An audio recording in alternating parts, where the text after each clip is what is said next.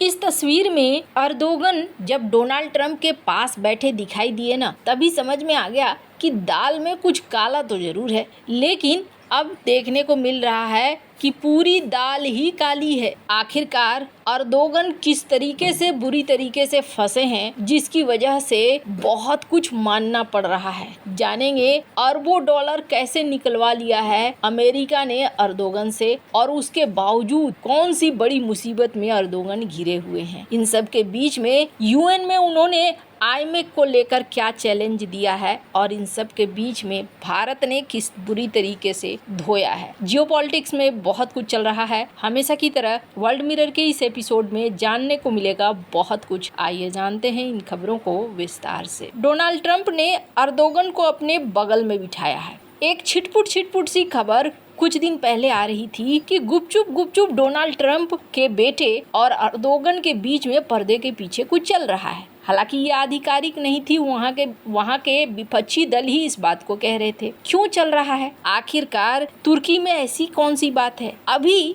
कुछ बड़े बड़े अनाउंसमेंट निकल कर आए हैं अर्दोगन की तरफ से, और उसे देखकर आपको समझ में आ जाएगा कि पर्दे के पीछे एक बड़ा खेल है। दरअसल सबसे बड़ी चीज जो कुछ दिन तक पहले तक खबरों में थी कि बोइंग का एक सौदा किया है 300 जेट का, और डोनाल्ड ट्रंप के बेटे की मध्यस्थता में ये हुआ है डील। इसके बाद अब अचानक से निकल कर आया कि मीटिंग से पहले ही अर्दोगन ने, स्क्रीन पर आप आर्टिकल देख सकते हैं, जो अपनी तरफ से टैरिफ लगाया था डोनाल्ड ट्रंप के टैरिफ के जवाब में, उसको पूरी तरीके से हटा लिया है। और पूरी तरीके से हटाने के साथ साथ ट्रिपल बायलैटरल ट्रेड करने का ऐलान किया है। मतलब हम अमेरिका के साथ 3 गुना व्यापार करना चाहते हैं। अब इन सब के बीच में तीसरी सबसे बड़ी खबर, अर्दोगन अमेरिका के साथ 43 बिलियन डॉलर का गैस खरीदने की एक डील कर रहे हैं, ये कहना है। और यहाँ पर हो सकता है व्हाइट हाउस में जब बायलैटरल मीटिंग हो तो इसका ऐलान भी हो। अब ये सब कुछ अर्दोगन क्यों कर रहे हैं?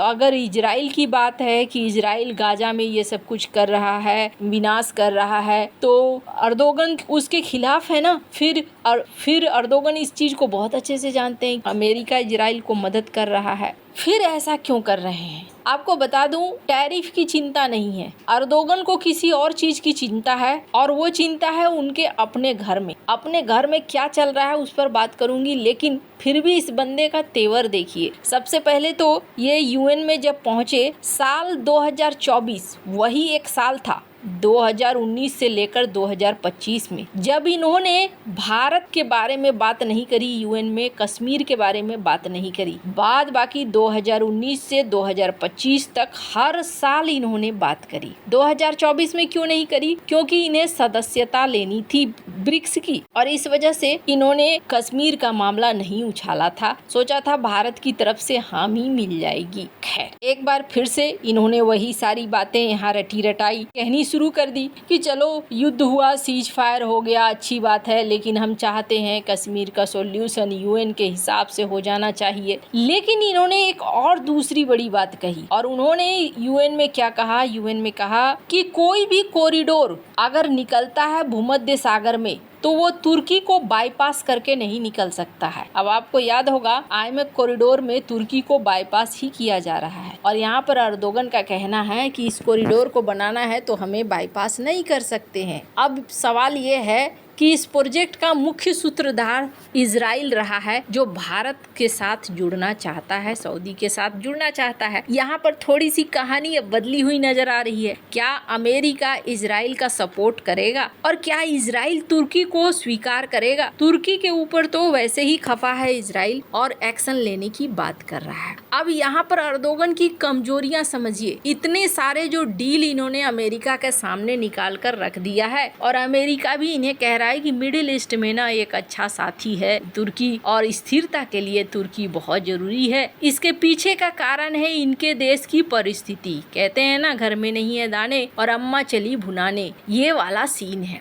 यहाँ पर एक तो बेरोजगारी भी बढ़ी हुई है, महंगाई भी बढ़ी हुई है, और इनकी करेंसी लीरा जमीन खोदकर नीचे जाती हुई दिख रही है। इन सब चीजों के लिए विपक्षी दल या जनता क्या कह रहे हैं कि काफी लंबे समय से अर्दोगन सत्ता पर कब्जा कब्जा जमाए बैठे हुए हैं और अर्दोगन ने ठीक ढंग से इकोनॉमी को हैंडल ही नहीं किया और यही वजह है कि आज तुर्की के लोगों को समस्याएं झेलनी पड़ रही है। इन्होंने क्रैकडाउन भी शुरू कर दिया है, कई सारे लोगों को पकड़ना भी शुरू कर दिया है। फर्स्ट पोस्ट की इस खबर को देख सकते हैं। लेकिन विपक्षी दल भी अड़े हुए हैं। विपक्षी दलों ने यहाँ पर अपना नेता भी घोषित कर दिया है। जल्दी ही कोर्ट की रूलिंग आने वाली है कि विपक्षी दल के नेता को चुनाव लड़ने दिया जाएगा, नहीं दिया जाएगा, क्या फैसला होगा। तो यहाँ घर की स्थिति इनकी बहुत बुरी है। कुछ समय पहले ही सड़कों पर लोग उतर आए थे और प्रदर्शन शुरू हो गया था, पर इन सब के बीच में अर्दोगन को अमेरिका से मदद चाहिए। क्या मदद चाहिए? अर्दोगन इस वक्त क्रैकडाउन करना चाहते हैं, ऐसा लगता है, अपनी जनता के ऊपर और ये एक्शन लेंगे जबरदस्त। अब एक्शन लेंगे तो ये चाहते हैं कि अमेरिका इस मामले में चुपचाप रहे, अमेरिका ज्यादा कुछ बोले नहीं। तो यहाँ पर देखने को मिल रहा है कि अर्दोगन अब बहुत सारी जो चीज डोनाल्ड ट्रंप को खुश करती है, जैसे व्यापार वाली चीजें, वो कर रहे हैं। लेकिन एक चीज भूल रहे हैं ये कि कतर ने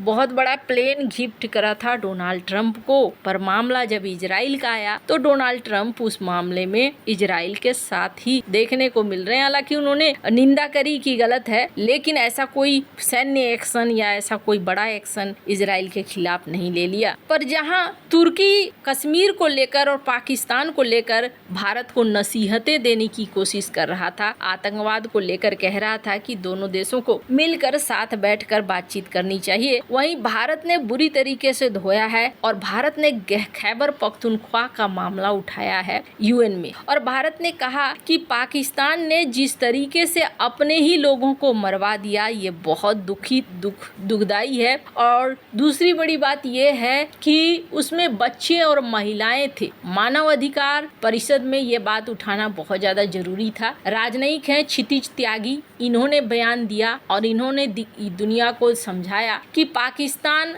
आतंकवाद और आतंकियों की फैक्ट्री है, जिसे पैसा और पनाह की नीति पर चल रहा है। इन्होंने ये भी कहा कि आपने जो अवैध तरीके से हमारे इलाकों पर कब्जा कर लिया है या कब्जा करने की कोशिश कर रहे हैं, उनको खाली करो। क्षितिज त्यागी ने ये भी कहा कि अपने नागरिकों पर बम गिराने और भारत के खिलाफ निराधार और भड़काऊ बयान देने से फुर्सत निकालकर पाकिस्तान को तेजी से अपनी गिरती हुई इकोनॉमी पर ध्यान देना चाहिए। भारत के क्षेत्र पर कब्जा करने के लालच करने के बजाय पाकिस्तान को वे भारतीय क्षेत्र खाली करने चाहिए जिन पर उसने अवैध कब्जा किया हुआ है। पाकिस्तान को अपनी इकोनॉमी बचाने पर ध्यान केंद्रित करना चाहिए, क्योंकि महंगाई ने उसे वेंटिलेटर पर डाल रखा है। पाकिस्तान को अपनी सरकार को सैन्य प्रभुत्व से बचाना चाहिए। ये सारी बातें यहाँ पर कही गई और ये भी कहा गया कि किस तरीके से आपने 30 लोगों की मौत करी। खैबर पख्तूनख्वा के लोगों और कई सांसदों ने इसे जेट बॉम्बिंग कहा, लेकिन भारत पाकिस्तान से सवाल करता है कि क्या मासूम बच्चे, महिलाएं आतंकवादी थी जिन्हें इस तरह मौत की नींद सुला दिया गया। खैर, आपको क्या लगता है